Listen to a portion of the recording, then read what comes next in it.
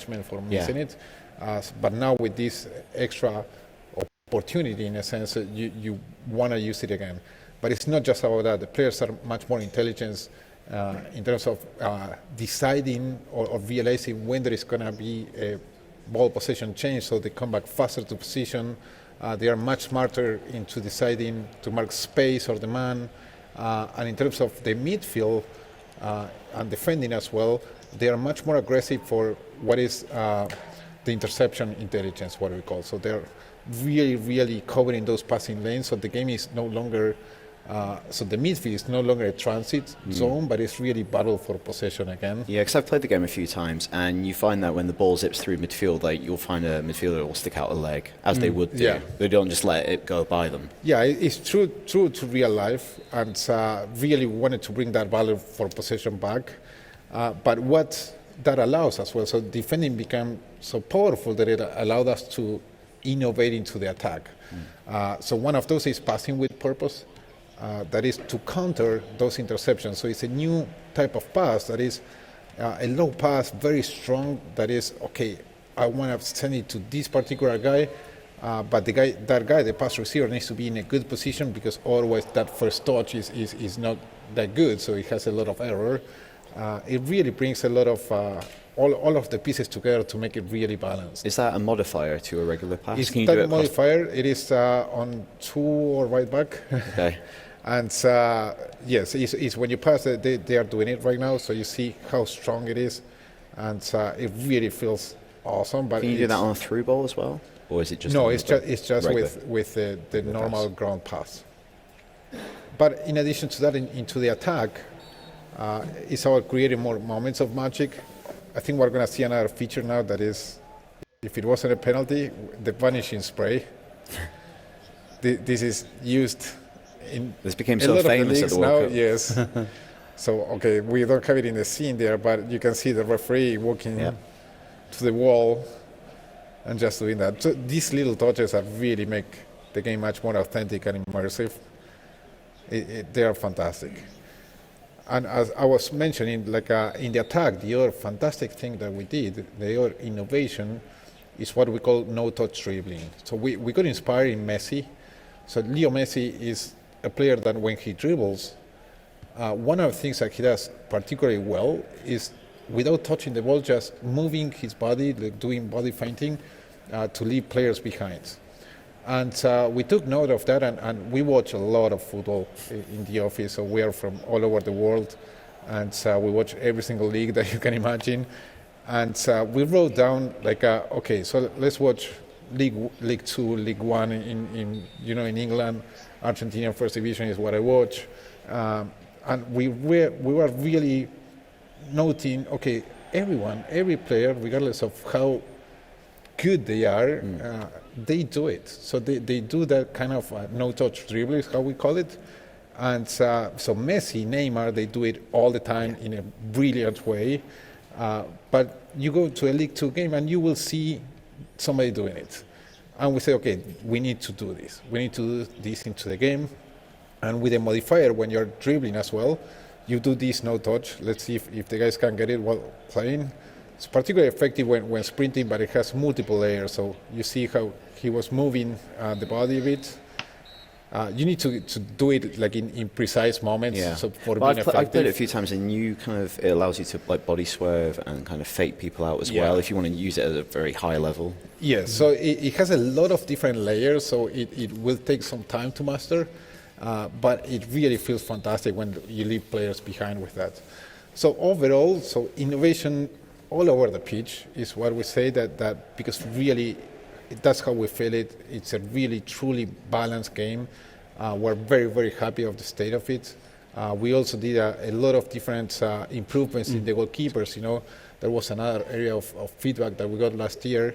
We were very proud of what we did last year. Because you did a lot of work on goalkeepers last year. Yes, it was free-writing the goalkeeper. That is not easy thing. So the goalkeeper makes a mistake and you're done. But very proud of what we did, so it allows us now to really go deeper with it.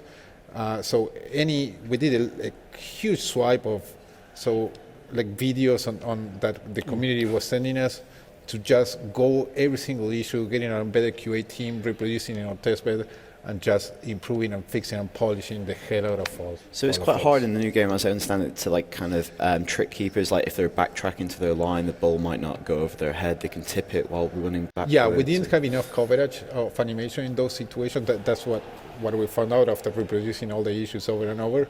And so we went into the motion capture studio and captured more and more and more. And all of those are now there. So it's really good. It feels fantastic, the game.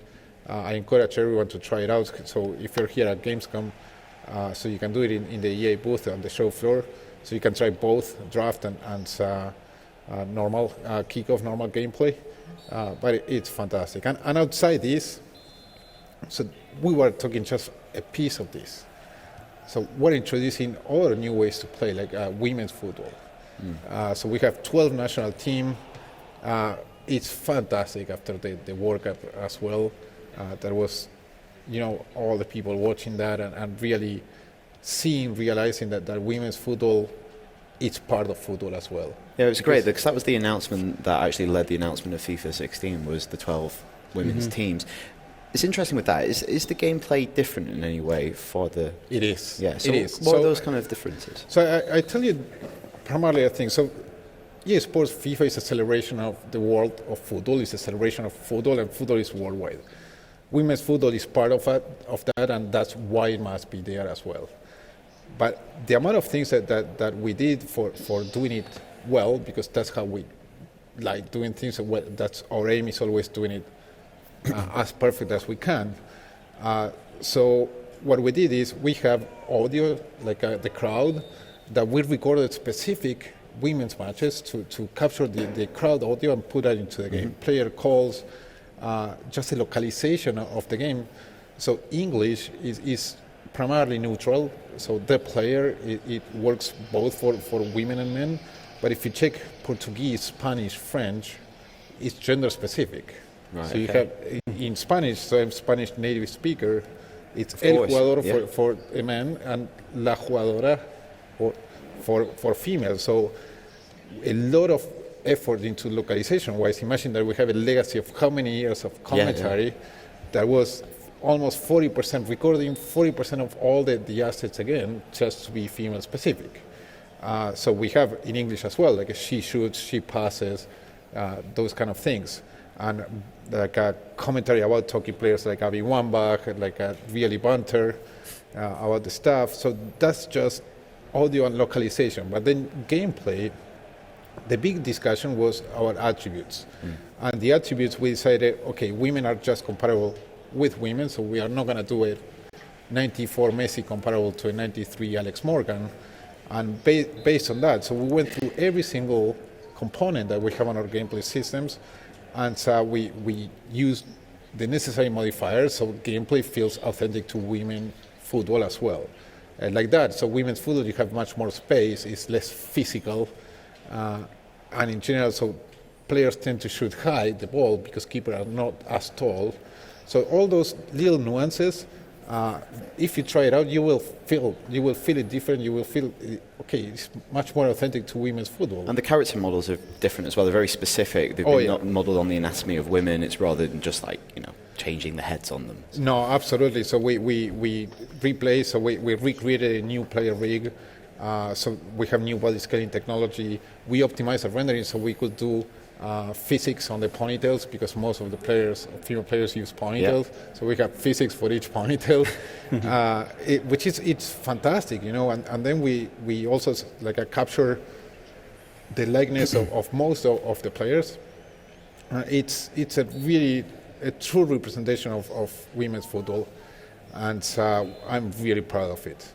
And the other big feature that I want to mention is a trainer.